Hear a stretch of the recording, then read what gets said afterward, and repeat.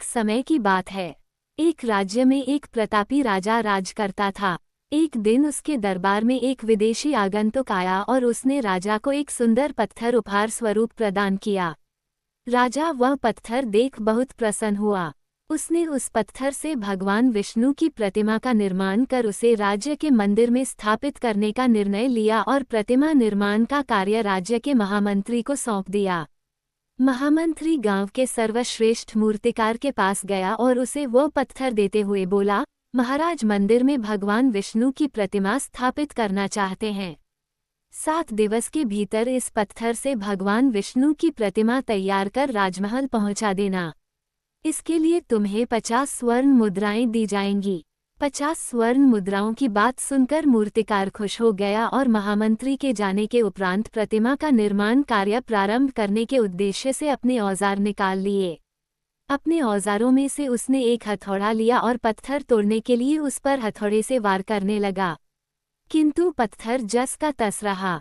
मूर्तिकार ने हथौड़े के कई वार पत्थर पर किए, किंतु पत्थर नहीं टूटा। 50 बार प्रयास करने के उपरांत मूर्तिकार ने अंतिम बार प्रयास करने के उद्देश्य से हथौड़ा उठाया, किंतु ये सोचकर हथौड़े पर प्रहार करने के पूर्व ही उसने हाथ खींच लिया कि जब 50 बार वार करने से पत्थर नहीं टूटा तो अब क्या टूटेगा। वह पत्थर लेकर वापस महामंत्री के पास गया और उसे यह कह वापस कर आया कि इस पत्थर को तोड़ना नामुमकिन है, इसलिए इससे भगवान विष्णु की प्रतिमा नहीं बन सकती।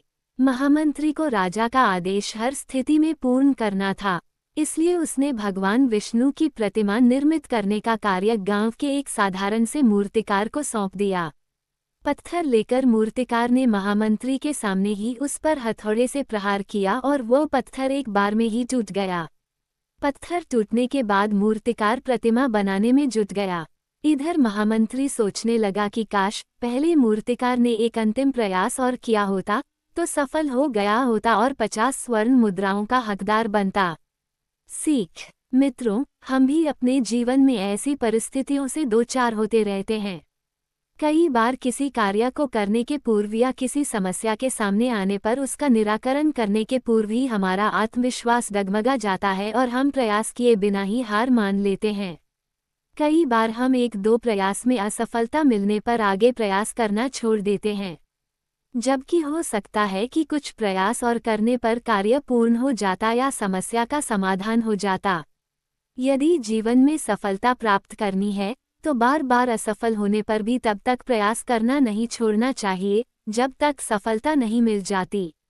क्या पता जिस प्रयास को करने के पूर्व हम हाथ खींच ले वही हमारा अंतिम प्रयास हो और उसमें हमें कामयाबी प्राप्त हो जाए।